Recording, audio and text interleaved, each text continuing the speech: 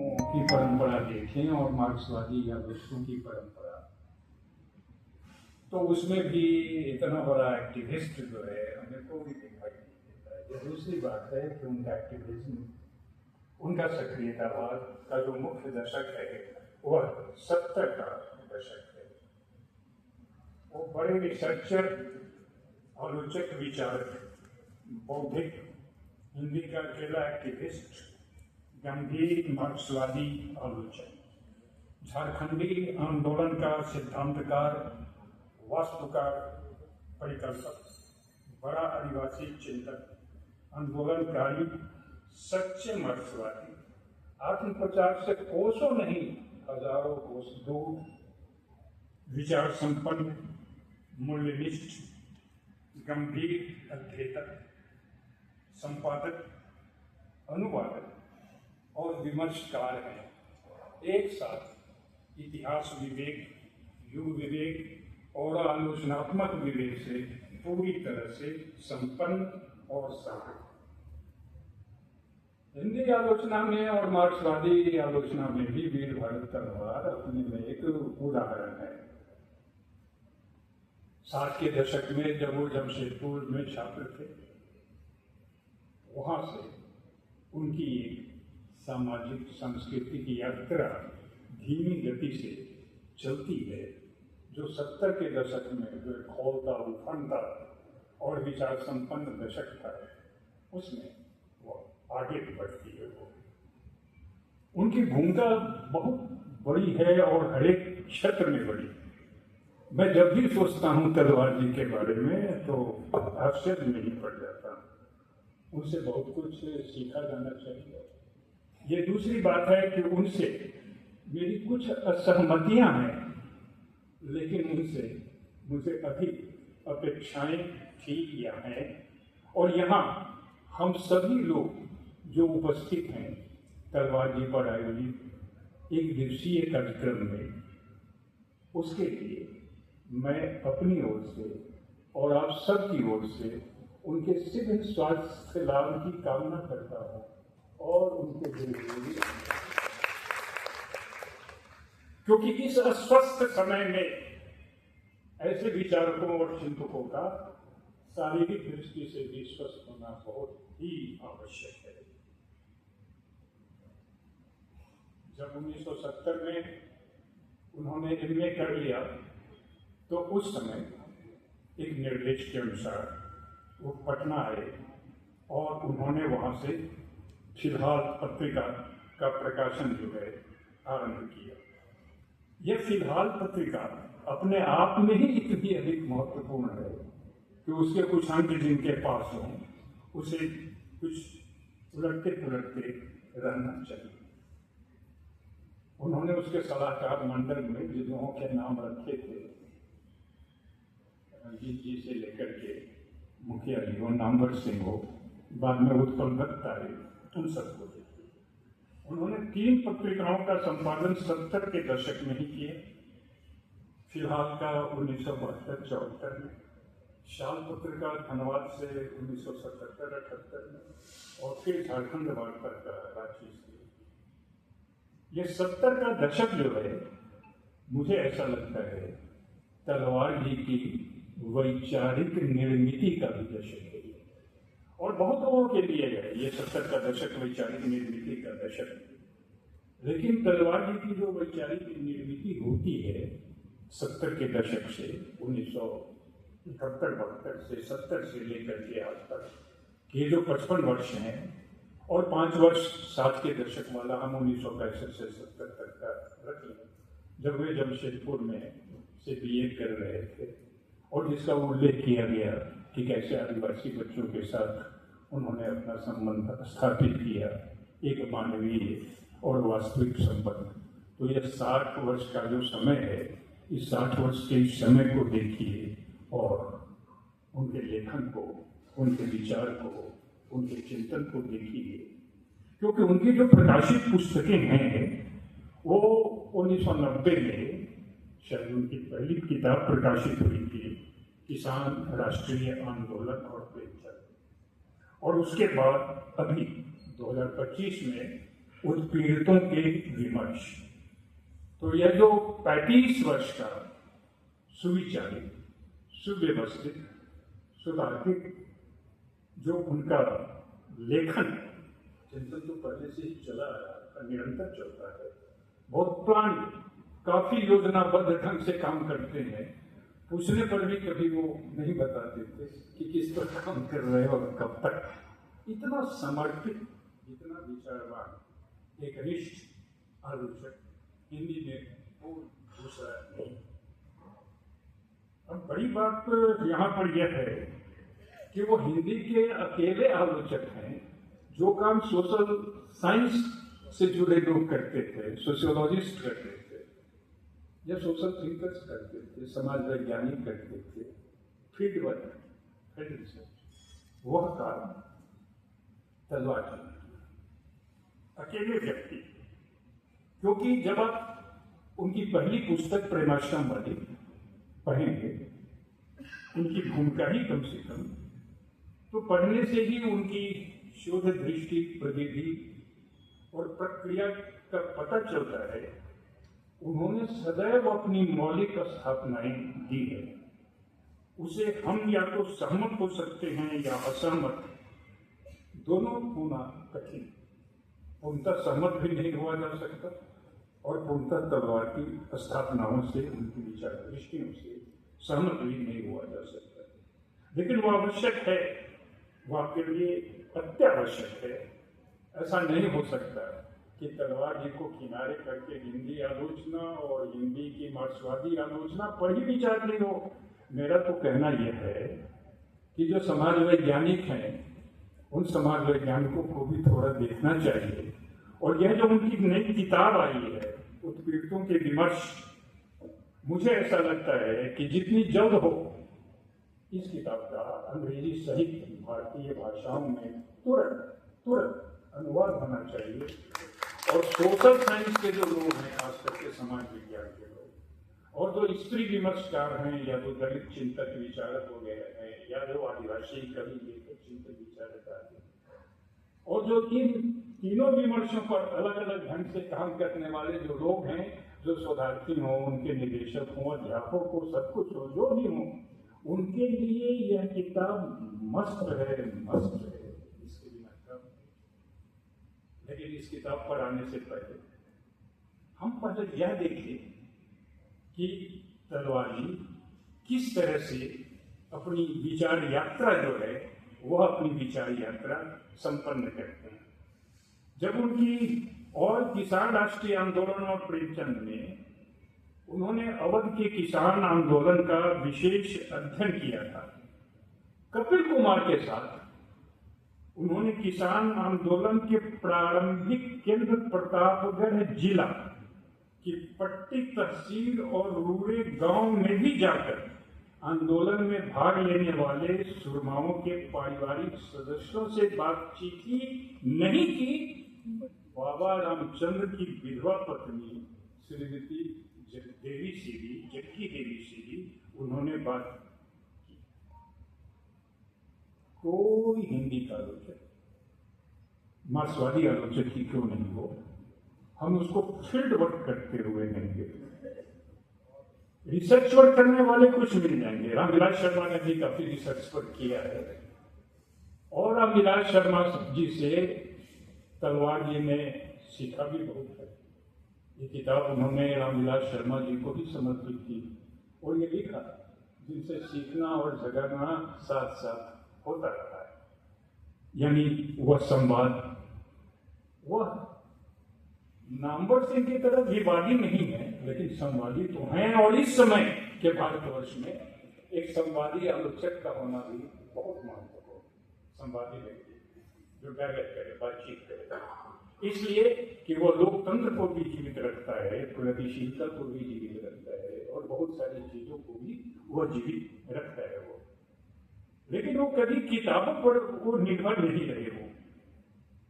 उन्होंने यह भी हमें बताया कि एक टेक्स्ट को कैसे पढ़ा जाए। प्रेमाश्रम के 100 वर्ष बीत जाने के बाद पिछले दिनों आलोचना के एक अंक में जो उनका एक लेख प्रकाशित हुआ है, आकार में तो छोटा है, लेकिन विचार में वो कितना वो पुष्ट है, वो आप देख लीजिए, आप उस लेख को ही पढ़ करके। ये एक दिन का काम नहीं है, ये निरंतर है, लगता है ऐसा समर्पित आलोचक बहुत कम।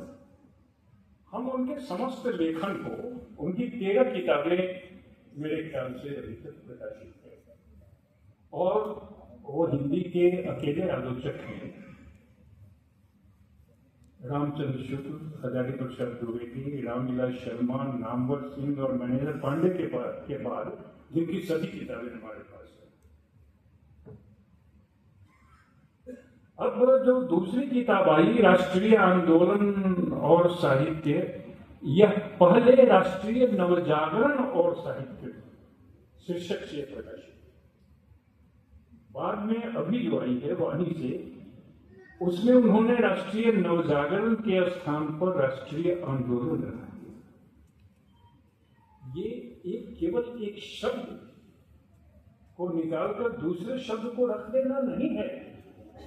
इसका अर्थ यह है कि इस समय भारत को एक आंदोलन की जरूरत है, और ये आंदोलनकारी व्यक्तित्व उनका रहा है, गंभीर व्यक्तित्व। उन्होंने सवाल उठाए हैं, स्रोत सामग्री पर उनका ध्यान रहा है। हंटर आयोग का नाम तो हम समझते हैं कि कहलाए की किताब से पहले शायद किसी ने सुना भी नहीं होगा। हिंदी में मैं कह रहा हूं, सोशल साइंस वगैरह की मैं बात नहीं कर रहा। और पूरे हंटर आयोग के सामने भारतेंदु हरिश्चंद्र का जो बयान है, वह कैसे सामग्री को लाते हैं, संपन्न करते हैं। केवल संपन्न ही नहीं करते, वे शोधार्थियों को और उनके निदेशकों को भी दृष्टि प्रदान करते हैं कि जितना हो सके इस मार्ग पर चला जाए। स्रोत सामग्री पर उनका ध्यान सर्वाधिक रहा है, और बड़ी बात यह है कि राष्ट्रीय नवजागरण और राष्ट्रीय आंदोलन या 19वीं शताब्दी से लेकर के आज तक का भारत, ये उनके विचारणीय विषय है।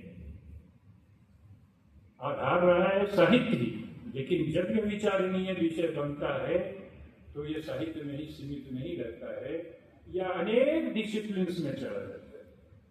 ये पोल साइंस में चला जाएगा, इकोनॉमिक्स में चला जाएगा, ये हिस्ट्री में चला जाएगा, ये सर्वत्र चला जाएगा। 1990 से 2005 तक का जो 15 वर्ष का कालखंड है वीरभद्र तलवार का, उसे मैं सुविधा की दृष्टि से एक कालखंड मानता हूं उनके लेखन का, और 2005 के बाद एक खंड मानता हूं, क्योंकि 2005 के पहले उन्होंने दस्तावेजीकरण पर, दस्तावेज को सामने रखकर, उनके पास एक चीज इतनी है कि हमारी एक बार बात हो रही थी, आज तक नहीं मिली, हम भी परेशान है, वो भी। इंडियन पीपुल्स फ्रंट पर एक किताब प्रकाशित हुई थी, बाद में मुझे पता चला कि जापान, ऑस्ट्रेलिया यहीं से अवेलेबल नहीं है। वो एक तारीख पर, एक वर्ष पर, एक शब्द पर वो जितनी मेहनत करते हैं, वो हमें थोड़ी देर के लिए चौंका देता है। वो संपादक के रूप में अगर आप देखें तो फिलहाल पत्रिका को उन्होंने समर सेन जो निकालते थे फ्रंटियर वगैरह, उसके तर्ज पर उन्होंने उसे निकालना चाहा था। और जैसा मैंने कहा कि केवल फ्रंटियर ही नहीं, एक और समर सेन पत्रिका उसके पहले शायद निकाली थी उन्होंने, नाउ, ये उनके आदर्श थे, वामपंथी पत्रकारिता के लिए आदर्श थे, और उन्होंने इसी आदर्श पर फिलहाल पत्रिका निकाली, जिसके सलाह मकार मंडल में विपिन चंद्र, रणधीर सिंह, नामवर सिंह, प्रधान शंकर प्रसाद। अब देखिए, इसमें हिस्ट्री के लोग हैं, इसमें फिल्म, नाटक और रंगमंच के इसमें व्यक्ति हैं। तो आलोचना का जो काम है, साहित्यिक आलोचना का काम, वो केवल साहित्यिक कृति में ही सीमित रह जाना नहीं है। साहित्यिक कृति जहां से निकलती है और जहां उसका जो कॉन्टेक्स्ट है या उसके भीतर से जो दिशाएं उठती, उन सभी दिशाओं को देखना और उसे समझना। हिंदू नवजागरण, अब बड़ी बात यह है जब वो रामविलास शर्मा की स्थापना हिंदी नवजागरण पर प्रश्न करते हैं, और क्या प्रश्न अच्छा है, जरूरी, लेकिन जब वो हिंदू नवजागरण का पूरा कॉन्सेप्ट देखते हैं तो उसका साक्ष्य प्रस्तुत करते हैं, उदाहरण देते हैं, तर्क देते हैं, कृतियां देते हैं, 1 इंच भी वो आपको बांटने के लिए इजाजत नहीं देंगे। इसलिए वो वैचारिक स्थापनाओं से टकराते हैं और अपनी वैचारिक स्थापना पुष्ट करते हैं, प्रस्तुत करते हैं। ये बड़ी बात है। उन्होंने हिंदू नवजागरण की विचारधारा सत्यार्थ प्रकाश को देखा और समालोचना का एक प्रयास था। संभवतः भारतीय उच्च अध्ययन संस्थान शिमला, उन्होंने इसे पूरा किया था। आप ये जान करके थोड़े हम आश्चर्यचकित रह जाते हैं कि भाई दयानंद सरस्वती भी सत्यार्थ प्रकाश के जैन, वो हिंदू नवजागरण केवल वही पक्ष नहीं है, उनके कुछ पॉजिटिव पक्ष भी है, लेकिन वो तो गुजराती थे, गुजरात से ही ये हिंदू नवजागरण या ये सारी चीजें चलते चलते कहाँ तक पहुंची हैं वो देखेंगे। इसलिए भारतेंदु हरिश्चंद्र पर जब काफी ध्यान दिया जा रहा था और जब उनको केंद्र में रामविलास शर्मा ने रख दिया तो राजा शिव प्रसाद सितारे को लेकर दबाव सामने आ गया और कहते हैं उनकी अनदेखी हुई है पूरी तरह। 2 किताबें हैं, एक तो मोनोग्राफ है राजा शिव प्रसाद सितारे और दूसरा उनका प्रतिनिधि संकलन। बड़ी बात यह है कि उन्होंने जो स्थापनाएं रखी हैं और जिन स्थापनाओं का खंडन किया है उस पर बड़ी गंभीरता के साथ, बड़ी तार्किकता के साथ, तथ्यपरकता के साथ मेरी समझ से अभी तक विचार नहीं हुआ। इस दृष्टि से सामना, जिसमें रामविलास शर्मा की विवेचन पद्धति और मार्क्सवाद तथा अन्य निबंध है, 20 वर्ष पहले जब यह किताब प्रकाशित हुई थी तब उन्होंने इस पर लिखा था और उसी समय एक किताब प्रकाशित हुई थी नामवर सिंह की, मैं भी नाम भूल रहा हूँ, वो नामवर सिंह ने तलवार जी को समीक्षा के लिए दी थी। मार्क्स नहीं, अभी जैसे नाम आ जाएगा दिमाग में तो बोलूंगा। और इसमें जो उनके 4 लेख हैं लगभग 100 पृष्ठों में, उसमें से 3 लेख आलोचना में प्रकाशित हुई थी और ये बड़े महत्वपूर्ण लेख हैं, इस पर विचार करना चाहिए। ये दूसरी बात है कि आप देखिए कि तलवार जी ने आलोचना लिखने का आरंभ कमल जोशी की कहानियों पर लिखकर किया और सामना में वो पुस्तक को उन्होंने कमल जोशी को ही समर्पित किया। कहानी पर उन्होंने अधिक आलोचना नहीं की, निर्मल वर्मा पर अच्छी आलोचना उनकी है और कुछ छुटपुट विचार बिंदु झलमलाते हुए आपको दिखाई देंगे। 80 के दशक में उन रामविलास शर्मा की मान्यताओं का, विशेषकर 2 मान्यताओं का, हिंदी जाति और हिंदी नवजागरण का प्रभाव था, जो खुद स्वीकार हैं, जो बाद के दिनों में उतरता चला गया।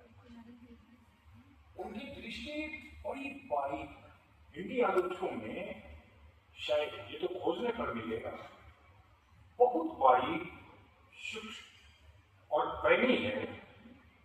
इसका एक उदाहरण मैं केवल आपके सामने देता हूं। वो लिखते हैं कि परीक्षा गुरु में श्रीनिवास दास ने देशोन्नति, उस उपन्यास को देशोन्नति से और यह जो देशोन्नति है यह महावीर प्रसाद द्विवेदी के जमाने में जातीय सेवा में और प्रेमचंद तथा गांधी के युग में राष्ट्रवाद में बदलता है। एक वाक्य नहीं, समय के बदलने के साथ जो शब्द होते हैं, जो पद होते हैं, जो टर्म्स होते हैं, वो भी बदलते चले। ये तो शब्द पद और कर्म की जो ऐतिहासिक यात्रा होती है, ऐतिहासिक विकास यात्रा होती है, आप इसको देखें कि देशोन्नति, बाद में चल करके जातीय सेवा और यह राष्ट्रवाद, तो एक आदमी इस पर बहुत आराम से लिखा जाना चाहिए, इसी तीन शब्द पर लिख करके और वो तीन कालखंड को सामने रख करके। उनकी असहमति के जो बिंदु हैं वो कई हैं और उस पर विस्तार में जाने का यहाँ समय नहीं है। एक संगोष्ठी में जिसमें कांग्रेस में अध्यक्षता कर रहे थे, तलवार बोल रहे थे, उन्होंने उनकी बात का खंडन दिया था और खुद ये बहुत बड़ी बात है। उनकी स्थापनाओं को आपको हंस करके तो उड़ा नहीं दे सकते, असंभव है। उसको पूर्णता और उस पर करने के लिए पूर्णता जितने अध्ययन की, अनुशोधन की, चिंतन की, मनन की आवश्यकता है वो बहुत कम है। रामचंद्र शुक्ल पर आलोचकों में रामचंद्र शुक्ल पर और रामविलास शर्मा पर उन्होंने ज्यादा विचार किया है। वे खुद एक हिंदी के बड़े आलोचक और विचारक हैं। लेकिन देखिए, एक वाक्य में वीर भारती तलवार जी का आपके सामने रखता हूं, एक वाक्य, और यह केवल एक वाक्य नहीं है। जितनी स्थापनाएं हैं अभी तक, उन सारी स्थापनाओं को उलट करके या उसके साथ, उसके पैरेलल, उसके समानांतर वे इस एक वाक्य को उपस्थित करते हैं, और यह है रामचंद्र शुक्ल के हिंदी साहित्य के इतिहास के बारे में। कई बिंदुओं से असहमति है, वो सब अपनी जगह है, लेकिन रामचंद्र शुक्ल के हिंदी साहित्य के इतिहास को तलवार ने राष्ट्रीय आंदोलन की जरूरतों को पूरा करने के लिए लिखा गया माना कि वह जो इतिहास है, अब आप यहां पर इतिहास दृष्टि देखिए,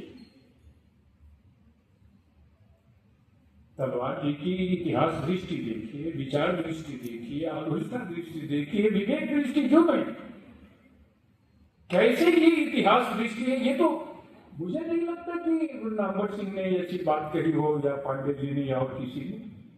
राष्ट्रीय आंदोलन की जरूरतों को पूरा करने के लिए लिखा गया, और राष्ट्रीय आंदोलन पर सबसे अधिक काम जो है वो या तो इतिहासकारों ने किया है, या राजनीतिक चिंतकों ने किया है, या समाज वैज्ञानिकों ने किया है। इसलिए तलवार जी को पढ़ते हुए तलवार जी का जो आलोचना कर्म है, या जो सांस्कृतिक कर्म है, या जो विचार कर्म है, या जो सिद्धांत कर्म है, वो साहित्य के घेरे से निकल करके पूरे सोशल साइंस के घेरे में निकल जाता है। और मुझे तो ऐसा लगता है कि सोशल साइंस के जो बड़े बड़े लोग हैं, उन्हें भी वीर भारती तलवार जी का अध्ययन बहुत गंभीरता के साथ करना चाहिए। राष्ट्रीय आंदोलन की जरूरतें क्या थी, ये तो बदलाएंगे, किताबें कम नहीं है। एक आलोचक को देखना है, प्रेमचंद को लोगों ने देखा, लेकिन रामचंद्र शुक्ल को तो इस दृष्टि से देखा ही नहीं गया था। अब आप देखिए साम्राज्यवाद और सामंतवाद, जिससे हम आज भी इस 21वीं शताब्दी के तीसरे दशक में पूर्णतः मुक्त नहीं हुए हैं। एक सामंतवादी मानसिकता तो है ही है, सामंती मानसिकता है, जो हमारे आचरण में और हमारी बोली में, भाषा में, विचार व्यवहार में जो ये मानसिकता प्रकट होती चलती है। और साम्राज्यवाद, ये कौन होगा कहेगा कि अमेरिकी साम्राज्यवाद ब्रिटिश साम्राज्यवाद नहीं है, एक बदले हुए रूप में है, सर्वाधिक हिंसक रूप में है वगैरह। लेकिन साम्राज्यवाद और सामंतवाद से आज का भारत पूर्णतः मुक्त। तलवार जी ने पहली बार इन दोनों के संबंध में रामचंद्र शुक्ल का क्या मत है, प्रेमचंद का क्या मत, और रामविलास शर्मा का क्या मत है, इस पर विचार किया। वो एरिया को ब्रॉड करते हैं, और हिंदी आलोचकों को, हिंदी अध्यापकों को, निर्देशकों को, शोधार्थियों को, अनुसंधाताओं वगैरह को के लिए तलवार इसलिए उदाहरण है कि आप ब्रॉड कीजिए। हमारे यहाँ हैं इसे ब्रॉड करने वाले। तलवार जी ने रामविलास शर्मा से बहुत कुछ सीखा है। रामविलास शर्मा को भी मैं कम साधक की कैटेगरी में रखता हूँ, और तलवार जी की कैटेगरी, उनके अवचेतन को, सबकॉन्शियस को। अगर तलवार जी के सबकॉन्शियस को अगर देखा जाए तो कहीं न कहीं रामविलास शर्मा वहां पर उपस्थित हैं।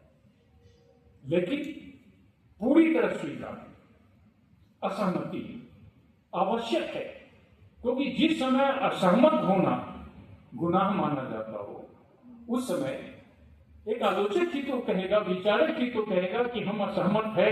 नो, नो का इंपॉर्टेंस है।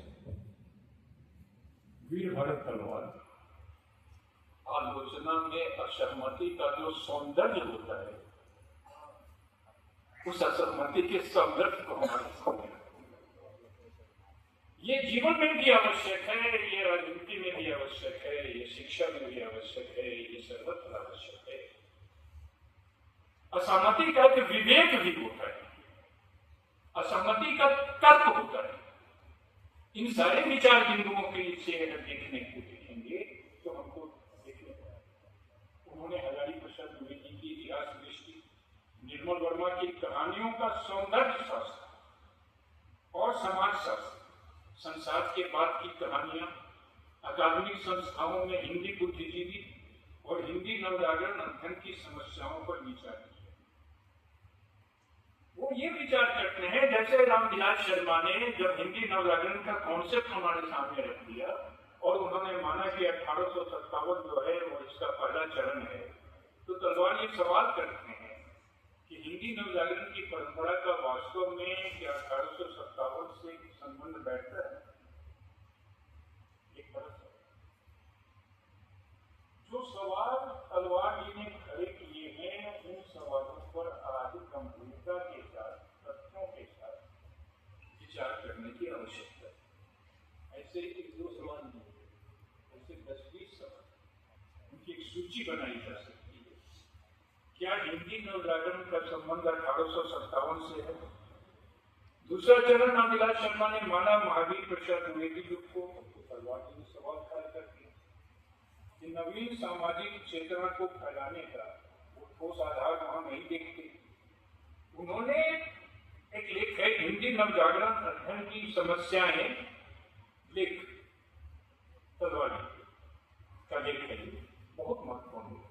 इसमें उन्होंने 7 सवाल किए हैं।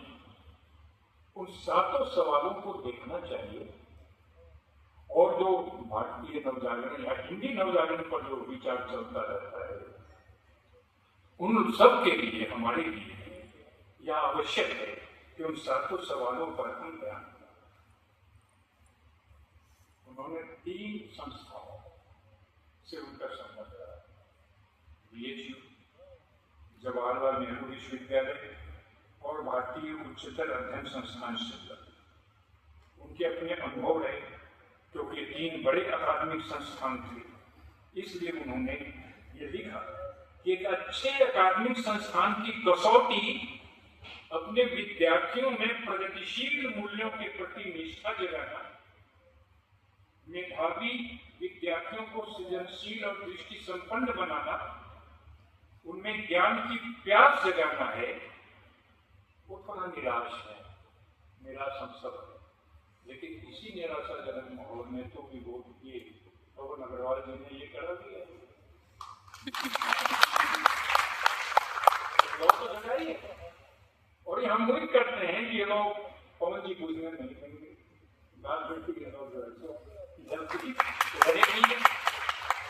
उपलब्ध सभी सामग्रियों को खंगालने के बाद नई यात्रा पर निकलते हैं। बार बार केवल प्रेमचंद और प्रेमाश्रम पुस्तक की संदर्भ सूची देखिए और उसके 5 परिशिष्टों को देखिए, पता चलेगा कि शोध जो है वो आखिर होता क्या है। पूर्णचंद जोशी ने, जो बड़े समाजशास्त्री थे, उन्होंने उस पुस्तक पर किसान राष्ट्रीय आंदोलन और प्रेमचंद पर इसके आमुख में यह कहा कि इसमें साहित्यिक समीक्षा को सामाजिक ऐतिहासिक अध्ययन से जोड़कर देखा गया है, जिससे साहित्यिक आलोचना की नई दिशाएं हो। साहित्यिक आलोचना केवल साहित्य की आलोचना नहीं, इसलिए आलोचक में जहाँ एक साहित्य दृष्टि, विवेक दृष्टि आवश्यक है, वहाँ उसमें इतिहास दृष्टि का भी होना जरूरत है। और उन्होंने यह बताया, किसी जोशी ने, कि सामाजिक ऐतिहासिक अध्ययन, यह जो सोशियो हिस्टोरिकल स्टडी है, यह आवश्यक, बहुत कम उंगलियों पर गिने वाले 2-4 हिंदी के आलोचक हैं जिनमें हम इस तरह की चीजें देखते हैं। ये दूसरी बात है, हमारी उनसे जो कुछ अपेक्षाएं हैं, क्योंकि तलवार जी ऑनलाइन सुन रहे होंगे, क्योंकि जो इस खतरनाक खौफनाक दौर में, वो चाहे वैश्विक संदर्भ हो भारतीय संदर्भ, हम सब चल रहे हैं, उसमें हमारे समय की जो नृशंस और उच्छृंखल जो पूंजी है, उस पर तलवार जी बहुत अधिक ध्यान दे सकते थे। हम मंगल कामना करते हैं कि वो स्वस्थ रहे, सदैव स्वस्थ रहे, शीघ्र स्वस्थ हो, और इस पर वो विचार करेंगे। वे अपने समय से बेखबर नहीं है, तनिक भी नहीं। कम पंक्तियों में ये चीजें जो है देखने को मिलेगी। रस्साकशी 19वीं सदी का नवजागरण और पश्चिम उत्तर का है। जब भी 19वीं शताब्दी पर विचार होगा, कोई इतिहासकार आवे, कोई आवे, सुधीर चंद्र आवे, कोई आवे, राजनीति विज्ञान का आवे, हमको लगता है कि तलवार उनके सामने मस्त जरूरी है। उनके लिए देखना तलवार कई अर्थों में जो वैचारिक क्षेत्र है, जो बौद्धिक क्षेत्र है, जो चिंतन का क्षेत्र है और जो अकादमिक क्षेत्र है, उसमें हमको लगता है कि तलवार एसेंशियल और लोग हैं, लेकिन उसमें तलवार की एसेंशियल। इसलिए उन्हें गंभीरता से पढ़ने की आवश्यकता है। बगावत और वफादारी नवजागरण के इर्द गिर्द उनकी किताबें थोड़ा बहुत लोगों ने लिखा है, लेकिन बहुत गंभीरता से कम विचार किया है। वो झारखंड के आदिवासियों के बीच रहे, क्या उन्होंने झारखंड के में काम किया है, वो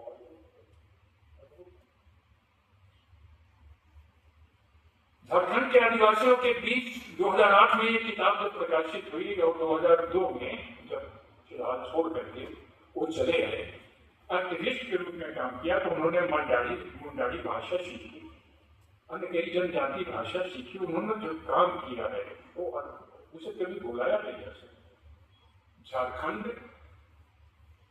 झारखंड का आदिवासी समाज तलवार जी के हृदय में स्थित है।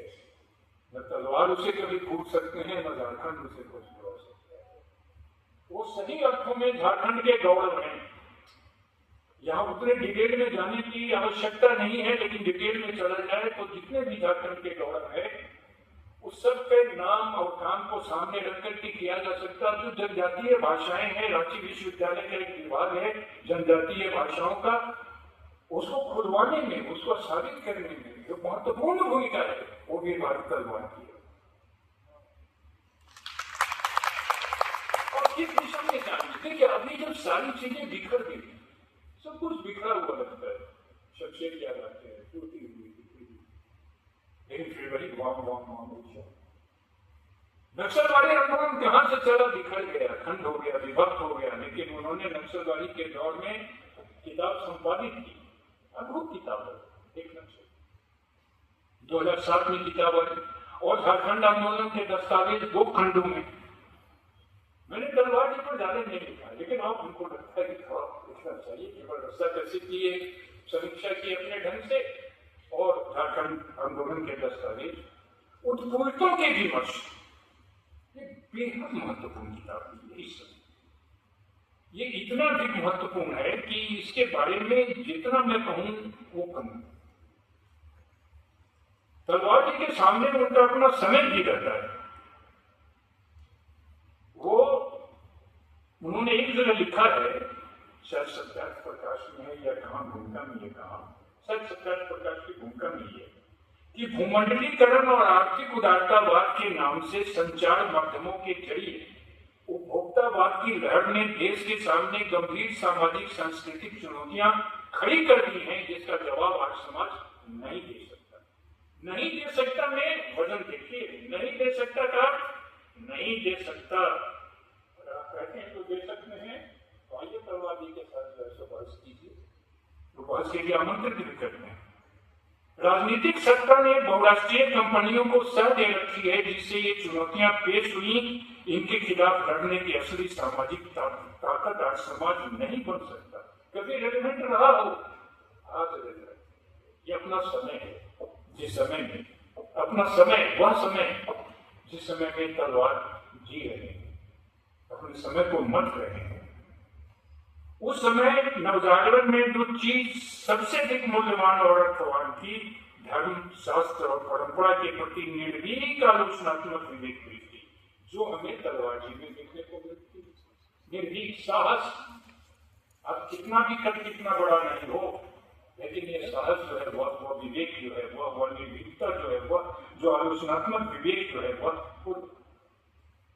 उनके देखते देखते झारखंड संयुक्त मोर्चा तो 1978-79-80 में ही बिखर गया। झारखंड राज्य बन गया, यहाँ चला गया, सब उनके सामने है। बाद में चल करके ये जो किताब आई, इस किताब ने हमें थोड़ा परेशान किया, दलित विमर्श। अब देखिए, इस समय भारतवर्ष में और हिंदी में तो पूरी तरह ये तीन ही डिस्कोर्स चल रहे हैं, दलित, आदिवासी और स्त्री। सारे काम, कोई ऐसा विश्वविद्यालय नहीं है जिस पर इस पर पीएचडी जो है सो काफी नहीं हो रहा। तलवार जी के देखने की बिल्कुल अलग दृष्टि है। और वो स्पष्ट शब्दों में कहते हैं कि ये जो विमर्श हैं और इनके जो विमर्शकार हैं, ये आपस में संवाद नहीं करते हैं। मैं एक राष्ट्रीय संगोष्ठी के बारे में नहीं जानता जहां आपसी संवाद हो दलित, स्त्री और आदिवासी की। ये मिलजुल कर संयुक्त रूप से काम नहीं करते। तलवार जी का आग्रह संयुक्त होने में है, ज्वाइंट होने में जरूरी। देश भी इसी से बचेगा, साहित्य भी इसी से बचेगा, ज्वाइंट विचार। वे तीन विमर्शों में सबसे कारगर और प्रभावशाली विमर्श दलित विमर्श को मानते हैं, जिसकी अपनी वास्तविक सत्ता है और जिसने पहली बार भारतीय समाज में जाति के प्रश्न को सामने रखा। ये तलवार ही है जिन्होंने कहा है। ज्योतिबा फुले और सावित्रीबाई फुले पर काफी किताबें हैं, लेकिन तलवार जो एक वाक्य में, जो निचोड़ के रूप में जो प्रस्तुत कर देते हैं, आप उसे देखिए। ज्योतिबा फुले और सावित्री फुले को उन्होंने हिंदुस्तान का पहला आधुनिक स्त्री पुरुष कहा है। हिंदुस्तान का पहला आधुनिक स्त्री पुरुष किसी भी दलित चिंतक ने, दलित विचारक ने, दलित लेखक ने संभवतः नहीं कहा हो। क्योंकि जाति का सवाल देशज आधुनिकता की कसौटी है। जो जातिवादी है और जिसका जाति प्रथा में विश्वास है, वो आधुनिक हो ही नहीं सकता। अब देखिए मॉडर्निटी पर पूरा आधुनिकता पर जितनी बहसें हुई हैं भारतवर्ष में, जितने विचार हुए हैं, आधुनिकता के साथ जाति को जोड़ करके देखने के सार्थक चेष्टा जिस तरह से तलवार करते हैं, हम दूसरे प्रकाशन नहीं देखते। दलित साहित्यकारों की चिंता में दलित साहित्य को निर्धारित करने वाले मापदंड नहीं है। उन्होंने दलित विमर्श की सीमाएं बताई हैं। दलित लेखकों को, दलित संपादकों को, दलित पत्रकारों को, दलित चिंतकों को, दलित आलोचकों को, दलित अध्यापकों को यह सब पढ़ना चाहिए। दरवाजा, सोचने विचारने का एक दरवाजा जो लोगों ने बंद कर रखा है सब जगह, तलवार उसे खोल दे। बंद दरवाजों को खोलना ऐसे समय में, जिस समय खोले हुए दरवाजों को बंद किया जा रहा है, कितना बड़ा काम है हम सभी से समझ सकते हैं। देश की परिस्थितियों पर दलित चिंतकों, लेखकों, विचारकों का शायद ही कोई दृष्टिकोण हो। तलवार जाति के प्रश्न को आर्थिक प्रश्न से जोड़ते हैं और ये लिखते हैं कि दलित विमर्श में गरीबी की कोई चर्चा नहीं होती। वो मार्क्सवाद पर भी सवाल उठाते हैं कि मार्क्सवाद में दलित प्रश्न का विवेचन नहीं। क्या लाजवाब वाक्य कहा है तलवार ने। भारतीय परिस्थितियों में ज्योतिबा फुले और अम्बेडकर मार्क्स एंगल्स जैसे ही हैं हमारे। ये केवल एक वाक्य नहीं है, ये तो विशाल अध्ययन है, चिंतन है, मनन है, ये उसका एक निचोड़ है पूरी तरह शुद्ध बात। ऑफिशियल मार्क्सिज्म की चर्चा की जाती है, जो कि अभी भी हमारे देश में है। वो बतलाते हैं, देखिए कि जब मार्क्सवाद पर प्रश्न करते हैं, मार्क्सवादियों को भी पढ़ना चाहिए, कट्टरता वाली बात नहीं। जब मार्क्स ने अपनी विचारधारा के विकास के लिए सामर्थ्यों के पुरोहित हेगल के दर्शन की विशेषताएं दी, तो हम अम्बेडकर और फुले से क्यों नहीं दे सकते मार्क्सवाद को? ये जो भारतीय मार्क्सवादी है, ये उनके लिए सेंटेंस, खुद मार्क्सवादी है। लेकिन ये जो इंडियन मार्क्सिज्म को अगर हमें बुरा लग सकता है किसी को, अगर हम क्लोज्ड मार्क्सिज्म तो सोचे, वो सोचने को, विचारने को उन्हें प्रेरित करते हैं। हेगल की तुलना में उन्होंने अंबेडकर और फुले को राज्य का नहीं, जनता का प्रगतिशील नेता कहा है।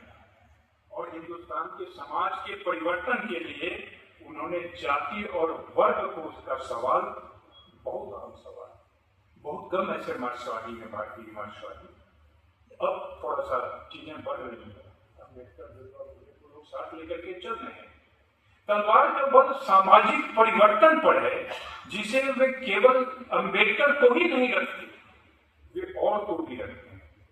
एक समता मूलक समाज के निर्माण के लिए, कार्य करने के लिए अम्बेडकर, ज्योतिबा फुले और मार्क्स, वो तीनों के महत्व को हमारे सामने रखते हैं। भौतिक असमानता, मानवाधिकारों का सवाल, आर्थिक शोषण, जातिगत उत्पीड़न, इस सबको एक दूसरे से घनिष्ठ रूप में उन्होंने देखा है। ये और ने इसे कोट किया था शायद, ये बहुत बड़ी बात थी, केवल कोट करने के लिए, अक्षर में दिलाने के लिए। कोई भी उत्पीड़ित समाज, देखिए किताब का शीर्षक क्या है, उत्पीड़ितों के विमर्श, बहुवचन, एक उत्पीड़ित पर नहीं, तीनों, दलित, स्त्री और आदिवासी, ये एक साथ अगर नहीं होंगे तो सारे के सारे विमर्श अधूरे रहेंगे। कोई भी उत्पीड़ित समाज केवल अपनी मुक्ति के बारे में सोचकर कभी मुक्त नहीं हो सकता। मैं उनकी बात कर रहा हूं, जब तक कि वो दूसरे उत्पीड़ित समाजों की मुक्ति के बारे में न सोचे, उसके साथ मिलकर चलने को तैयार न हो। एक गाइडलाइन, एक गाइड की भूमिका में जितने भी अभी भारत में विमर्श चल रहे हैं, उसमें तलवार का जो वाक्य जो है, वो एक रोशनी देता है कि ये रोशनी है, ये मार्ग है, इस मार्ग पर चलो, नहीं तो साथ में चलो। अकेले अकेले चल करके अब खत्म हो जाएंगे। आप स्त्री विमर्श में देखिए, दलित और आदिवासी विमर्श भारतीय विमर्श है, लेकिन स्त्री विमर्श एक वैश्विक विमर्श है, वैश्विक विचारधारा है। हिंदी के स्त्री विमर्श को, और ये अच्छी बात है कि सत्र की अध्यक्षता मोदी जी कर रही है। हिंदी के स्त्री विमर्शकारों को उसकी वैश्विक विचारधारा से कम मतलब है। उन्होंने हिंदी के कुछ स्त्री विमर्शकारों के नाम दिए हैं, जिन्हें रोहिणी जी का भी नाम है, मैं उसकी भूमिका से बोल रहा हूं, और यह लिखा है कि इन्हें पढ़कर लगता है कि तलवार की पंक्ति है, स्त्री विमर्श से दयनीय कोई दूसरा विमर्श नहीं, क्योंकि उन्हें इसकी विचारधारा और सैद्धांतिकी से विशेष मतलब नहीं है। हिंदी का नारी विमर्श साहित्यिक दायरे में सिमटा हुआ है, उसे सामाजिक दायरे में कैसे बढ़ाया जाए। अब देखिए, दायरे को बढ़ाने का काम करते हैं। वीरभद्र तलवार की आलोचक की जो विशेषता है, वह सीमित करने की नहीं है, वो व्यापक करने की। यह जो दृष्टि की जो व्यापकता है, एक बड़े सिद्धांतकार, आलोचक, चिंतक और विचारक में ही देखने को मिले। और इसका सौची पर देखें तो वीरभद्र तलवार पूरी तरह से है, वो कहते हैं कि यह साहित्यिक दायरे में सिमटा हुआ है। स्त्री विमर्श का एक बड़ा सवाल मर्दवाद है और अच्छे अच्छे नारीवादियों ने मर्दवाद को आत्मसात कर रखा है। वे कोट देते हैं लगभग एक पैराग्राफ में, ये रोमी जी का है कि मर्दवाद के खिलाफ उन्होंने जो बातें की। उनका कहना है कि वे उग्र प्रतिक्रिया में मर्दवादी अवधारणा को ही आत्मसात करेंगे। ये जो अवधारणा है, कॉन्सेप्ट, ये किस तरह से ये कॉन्सेप्ट दूसरी जगह जाकर के प्रवेश कर जाता है, इसे जितनी सूक्ष्मता के साथ तलवार देखते हैं वो तो चकित विस्मृति कर सकता है। मर्द को मुक्त समझना और मर्द के जैसे बनने की कोशिश करना नारीवाद नहीं है। मर्दवाद स्त्री से बहुत अच्छा बर्ताव करते हुए भी हो सकता है। और फिर एक वाक्य वही सुक्तिवाद की तरह, स्त्री विमर्श पूरे समाज के लोकतांत्रिक रूपांतरण की एक बुनियादी लड़ाई है। 50% आप सुनते हुए साहित्यिक कृतियों में, कविताओं में, कहानियों में बड़ी सुविधा होती है, बस इसे चीजें नहीं। वीर भारत तलवार एक विचारवान, सिद्धांतकार, विमर्शकार, मार्क्सवादी गंभीर चिंतक हमारे समय के लिए बेहद एसेंशियल हैं, जिन्होंने उत्पीड़ितों के विमर्श में आप देखें सबसे अधिक दलित पर सामग्री है। वहां उसके व्याख्यान है और कुछ लेख का इंटरव्यू है। दलित पर 16, आदिवासी पर 6 और स्त्री पर केवल 2 लेख शामिल है। कोई स्त्री विमर्शकार कर सकता है कि अजय तलवार जी ने तो गोली लिख डाला और दलित पर 116 लिख डाला। ये संख्या का खेल राजनीति विचार, वैचारिक दृष्टि। अंत में आदिवासी विमर्श के बारे में जो उन्होंने कुछ कहा है उसे कहते हैं, अपनी बात समाप्त करना चाहूंगा। आदिवासी विमर्श पर तलवार विस्तार से बात नहीं, क्योंकि ये इसे सबसे नया विमर्श बताते हैं। मुझे याद आ रहा है कि जोधपुर विश्वविद्यालय में जब एक कार्यक्रम हुआ था और तलवार जी भी गए थे, मुझे भी कैसे किसी ने बुला दिया, आश्चर्य था। और वो भी गई थी, रमनिका भी गई थी। तो वहां मैंने कहा था, ये 15-20 वर्ष पहले की बात होगी, तो वहां मैंने कहा था कि दलित और स्त्री विमर्श जो है वो है ही अभी जो है, हमें ऐसा लगता है कि आदिवासी विमर्श आ जाएगा। आदिवासी विमर्श आ गया है, लेकिन इसे तलवार जी सबसे कमजोर और थोड़ा सा मुश्किल विमर्श मानते हैं। जबकि वो खुद आदिवासियों के बीच रहे, उनके लिए बहुत बड़ा काम किया है, लेकिन वह यह लिखने से नहीं चूकते कि हिंदी में आदिवासी विमर्श थोड़ी स्थिति में है। मुझे ऐसा लगता है खुद ये एक अच्छा आयोजन है और उसके लिए मैं फिर पवन जी आपको बधाई दूं, इसलिए कि यहाँ दलित लेखक चिंतक भी मौजूद है, स्त्री विमर्शकार भी मौजूद है, आदिवासी या आप कह लीजिए कवि भी यहाँ मौजूद है। ये जो एरिया है ये बहुत बड़ा एरिया है और आपने इस एरिया को सामने रखा है। अब देखिए, अनुज लोगन यहाँ है, लेकिन अनुज लोगन को या जसिंता के बेटा को लोग कहते हैं क्या आदिवासी कवि, क्या आदिवासी कवि। मुझे हमेशा हंसी आती है। स्त्री विमर्श पर बात करने के बाद जब आदिवासी विमर्श पर लोग बात करते हैं तो आदिवासियों के, उन्होंने प्रणय कृष्ण की प्रशंसा की है एक वाक्य में कि वो आदिवासियों के सवाल को सहानुभूति और संवेदना के साथ समझने की कोशिश करते। जो गैर आदिवासी है वो आदिवासियों के सवाल को कैसे देखते हैं? आदिवासी का सवाल क्या केवल विस्थापन का ही सवाल है?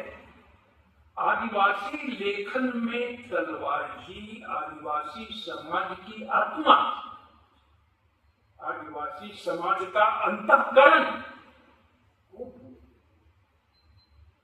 जो बहुत सारी कृतियों में मौजूद नहीं है, वे आदिवासी विमर्श में आदिवासी संस्कृति, आदिवासी भाषा, आदिवासी धर्म के सवाल को रखें। यह जो व्यापक परिप्रेक्ष्य है चिंतन का, विचार का, प्रश्न का, यह हमें बहुत कुछ सोचने को आमंत्रित करता है। अनुज लोगों को सभी कहते हैं कि आदिवासी कवि, लेकिन अनुज लोगों आदिवासी कवियों में जितने भी आदिवासी कवि हैं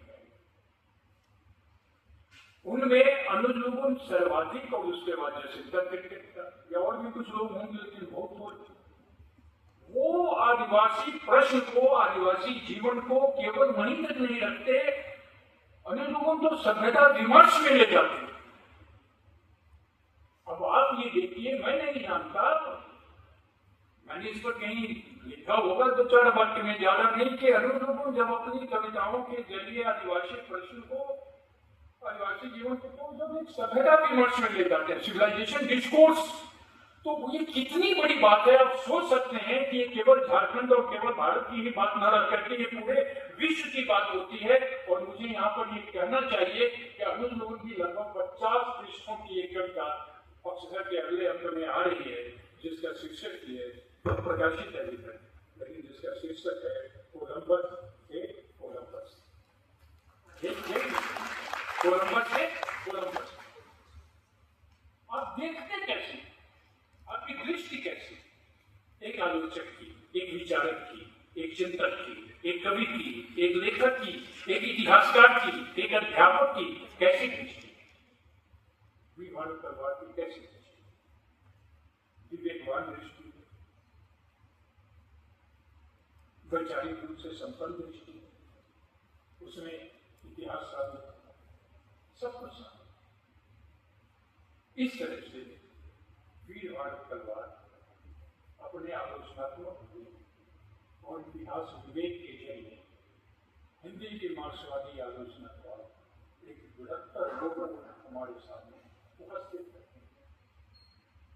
उन पर आयोजन हो चुका, पहला आयोजन है शायद मेरी जानकारी, उन पर संपादित किताब आ गई है, एक पत्रिका का आ चुका हुआ है, लेकिन मुझे लगता है यह शुरुआत है, तार्किकता के साथ, सत्यपरकता के साथ, दृष्टि संपन्नता के साथ, विचार संपन्नता के साथ, विवेकशीलता के साथ, वीरवान तलवार की कृतियों के बहाने हमारे जीवन, हमारे समाज, हमारे देश के जो जीवन उठनाते हुए जो सवाल है, वो सब सवाल हमारे सामने आएंगे और हम उस पर विचार करेंगे। मुझे इस आयोजन में आमंत्रित किया गया और सूरज बहादुर थापा जी ने मुझे कहा कि आपको आना है, इस वक्तव्य देना लगा। मैं सूरज बहादुर थापा जी और हार्दिक आभार प्रकट करता हूँ और अंत में फिर आप लोगों के जानना चाहता हूँ कि तलवार जी जल्द स्वस्थ हो जाएगी, क्योंकि स्वस्थ करने में हम सबका स्वस्थ करना जरूरी है। धन्यवाद।